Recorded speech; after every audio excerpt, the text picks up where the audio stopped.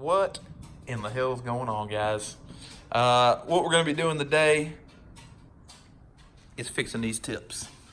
So first, I'm tired of my tips looking like a bag of ass. That's the main reason why I'm doing this. Second, I really don't like chrome anyway, but since the cat deletes, I will say that these things are impossible to keep looking good. They are just horrid.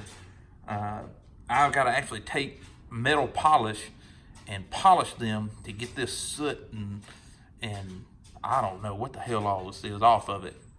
So the tips is really the only thing it seems to affect, and I'm just tired of them looking like this.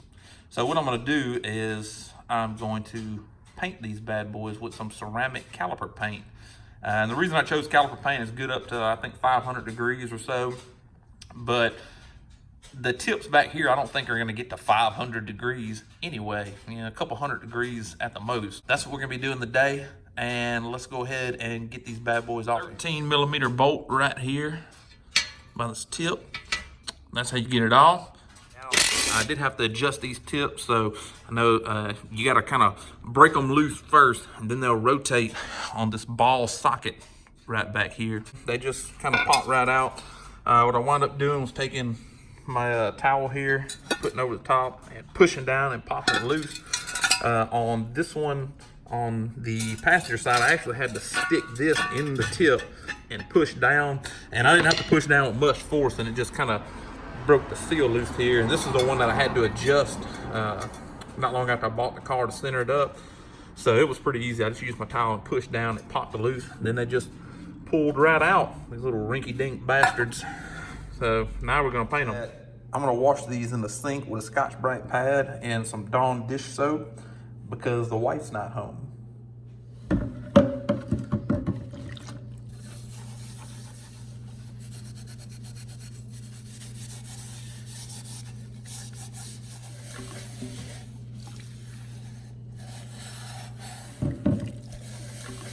They look like cleaned up. The inside's very clean, nice and Scotch-Brited up. So here's the nasty water that I gotta make sure I get out of the sink before my wife gets home. And this right here is what I decided to paint them with. So it's good up to 500 degrees, enamel with ceramic. All right, we'll see how it looks. I got the gloss, you know, just gonna see how it turns out. I figure if anything else gets covered in soot, it turns it into a satin matte finish. No big deal. First mist coat has been done. You see I got a little spot right here. Just another reason I do a very light misting for my first coat, because I can come back with this Scotch-Brite pad and clean that up just a little bit and get it back smooth and go back over it again. So I do a light coat at first for adhesion purposes and for stuff like this. So this is the first little very light misting coat. Second coat was a medium coat. Looking pretty good. Probably gonna do 4 on the tips.